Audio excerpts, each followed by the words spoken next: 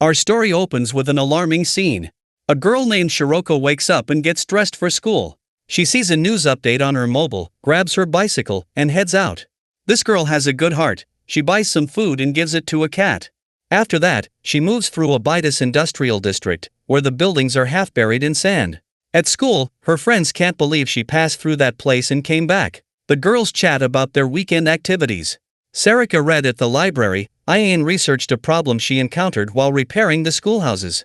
This problem, known as DOHC, refers to a double overhead cam engine. Hoshino, a lazy girl, spent her weekend sleeping, while Nanami, an extrovert, went shopping and bought new snacks, daily necessities, and 40 dumbbells. The foreclosure task force's regular meeting starts.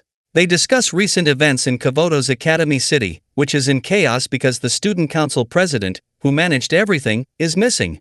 This has caused many autonomous school districts to fall into disarray. The peace treaty between Trinity General School and Gehenna Academy is incomplete because the student council president was its initiator.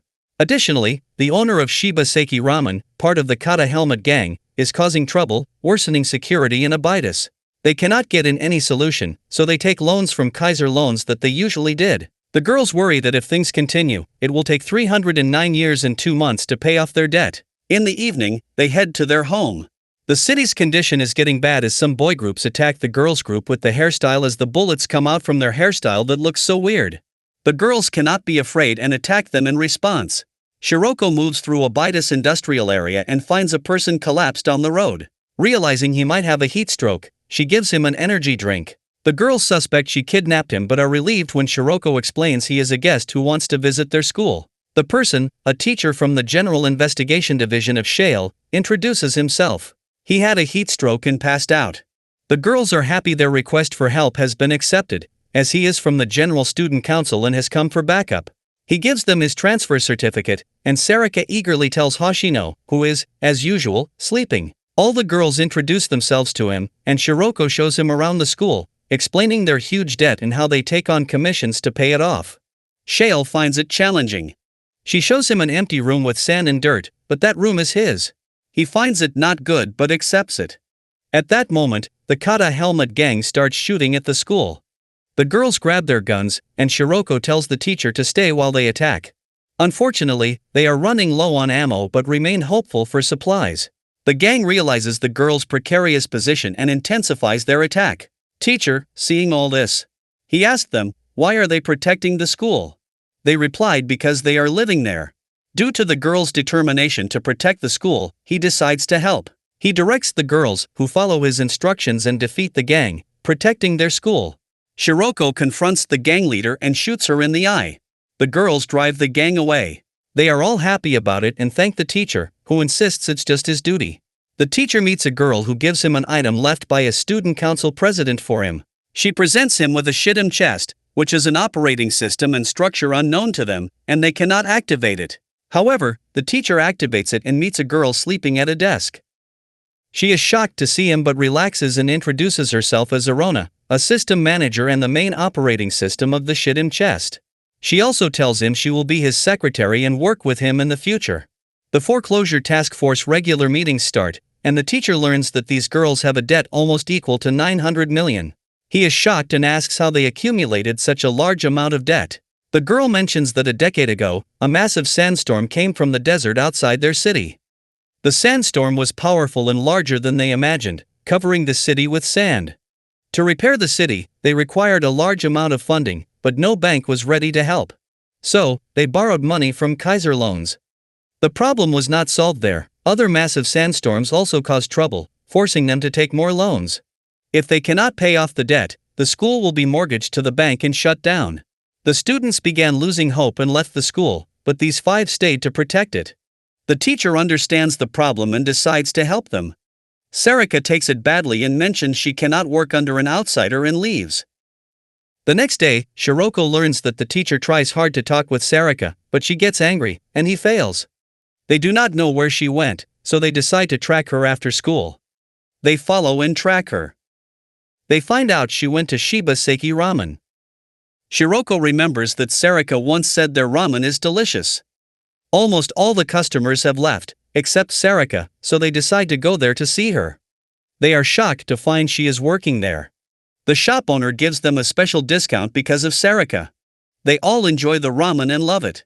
The shop owner tells them his business is struggling, with a decrease in customers, but those who come are served delicious food, and that's his philosophy. The teacher is impressed, and Sarika feels jealous. Afterward, they all leave. The shop owner tells Sarika that her teacher is a good person who cares for his students. On her way home, Shiroko gives her a drink and mentions that the ramen is delicious, the boss is nice, and their teacher is also a reliable adult. Sarika thinks about it but still cannot trust him. At the same time, a spray bomb explodes, and she faints. The next day, they are shocked to find Sarika missing and worried about her. The teacher calms them and seeks help from Arona, who tracks Sarika's location.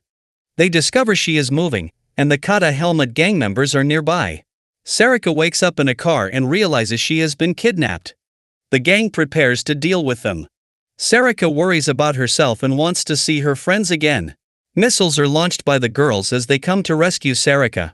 A fight starts on the road, and the girls fight bravely and with full courage.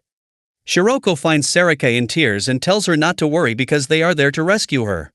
The fight resumes, and the girls fight like pros, destroying many tanks. Unfortunately, their car also crashes, and the teacher and Ian fall but are unharmed. They fight well, but their bullets have no effect on the armored cars. The teacher devises a plan for them to come out of hiding. They follow the plan, runs. They reach a place and Sarika fires at the armored vehicles, destroying them instantly. Everyone is happy and thanks the teacher. The teacher thanks Sarika, but she finds it annoying and insists she would have managed on her own. Despite her nature, she thanks him. The teacher and the girls were talking about a part of an armored vehicle that the Kata helmet gang previously used. This type of equipment is usually illegal and currently prohibited, but the gang obtained it through the black market. They want to know who the gang leader is and what their target is.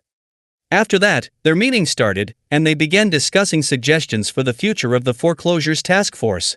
Sarika told them their school's financial situation is dire, as the arrested wanted man and also does part-time jobs, but that alone is not enough.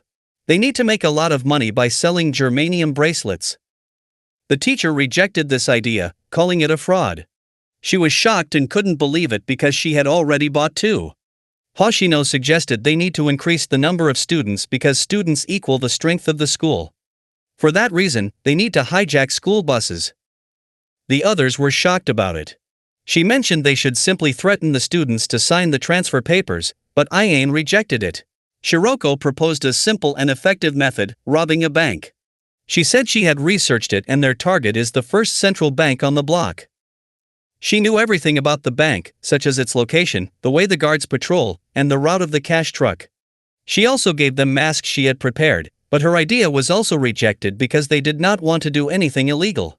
Nanami suggested a legal and effective way to become idols to help revitalize their school, but that was also rejected. They asked the teacher what the best plan was among all of them, but he replied, none. Problem Solver members, with their president Matsuki, moved toward their target, which was the girls. The girls treated Ian with ramen because she was angry about their weird ideas. At the same time, a girl appeared at the door and asked for the cheapest food. She came with her members and ordered one bowl. These girls pretended to be too poor and that they didn't have a right to live and were even worse than ants. Sarika told them it is not a sin to not have money, so they should relax. But in reality, these girls are not poor at all. Sarika gave them a ramen bowl, which they ate and loved a lot. The girls met them and saw them wearing Gehenna Academy uniforms. Matsuki shook hands with Shiroko and was happy about their unexpected encounter. Her other members thought she didn't know these were their next targets, but she is a mastermind and already knew but couldn't express it. They moved out, and the members told their president that she hadn't noticed their uniforms. Her reaction was very interesting as she pretended to be shocked. The members thought that when they got money, they would attack them as soon as possible. In the meeting, the girls were happy because they had met students from Gehenna Academy, who were nice people. At the same time, they received a warning that an armed group was approaching. They went to investigate and discovered that the attackers were the students they had met yesterday. Matsuki told them they were not doing a part-time job of problem solving, this was a business they ran with a proper team. They attacked, but the girls defended themselves. Matsuki demanded the school, which they rejected, and a battle started. They were fighting intensely. Matsuki set off a bomb, but fortunately, the girls were saved. The Mitsuki members continued their attack with explosions. They thought they would defeat the girls, but the teacher had a plan, and they were acting accordingly and moving without hesitation. The gang members couldn't understand, so the girls took advantage and started attacking, injuring many members. Shiroko attacked Mitsuki, and they pointed guns at each other. At the same time, Mitsuki's other members told her their time was up, and they needed to retreat. She tried to stop them because they were about to win, but they wouldn't listen, so she had to step back too. All the girls were happy and wanted to eat something because they were hungry. Mitsuki, on the call, told her leader that she would make the girls surrender in front of them within a week. However, her member informed her that they could not do it because they did not have any money left, as all their funds were completely used to rent this office.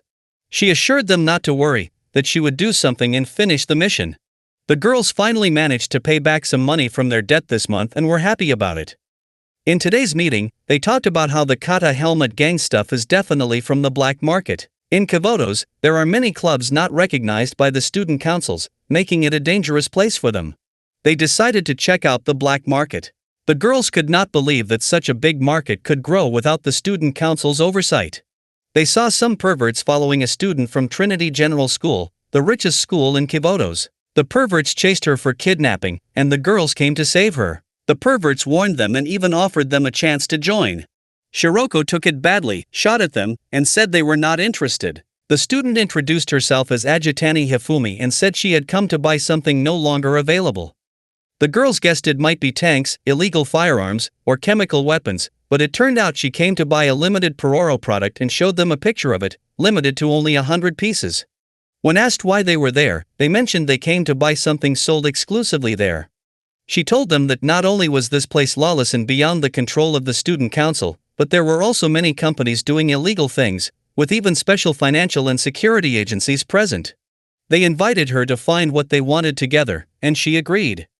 Mitsuki and her members also came to the black market to get a loan from the dark bank. Hifumi explained that companies in the black market committed evils openly and pointed out the building famous as the dark bank, where about 15% of crime-related financial assets in Kavotos flowed. She mentioned that money obtained from various crimes, such as robbery and kidnapping, was converted into weapons and used in other crimes, perpetuating a vicious circle.